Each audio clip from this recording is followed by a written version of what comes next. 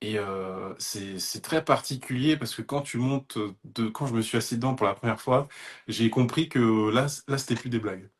On était vraiment plus en train de rigoler. La position de conduite déjà qui n'a rien à voir avec ni la monoplace ni la GT finalement. C'est un peu un mix des deux.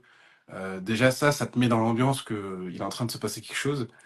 Et bah c'est en fait la voiture est conçue pour être efficace. Donc il n'y a pas énormément de puissance. Comme je l'avais dit dans une de mes vidéos, il y a des Golf GTI qui sont plus puissantes que ça, mais tout est tourné vers la performance dans cette voiture. Et bah, la première fois que je sors de la pit lane, j'étais pas prêt en fait, hein. Moi je voyais un petit peu qu'est-ce que c'était parce que je regarde un petit peu la course de côte aussi, donc j'avais une vague idée de ce que ça pouvait être.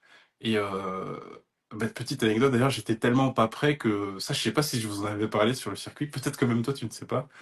Les 3 premiers tours de ma première session, je n'ai jamais allumé les LED en rouge. Tellement je ne comprenais pas ce que j'avais entre les mains. Je n'ai jamais allumé les LED en rouge. Et c'est quand j'ai commencé à chercher un petit peu des trucs que bah, j'ai arrêté de regarder le compteur.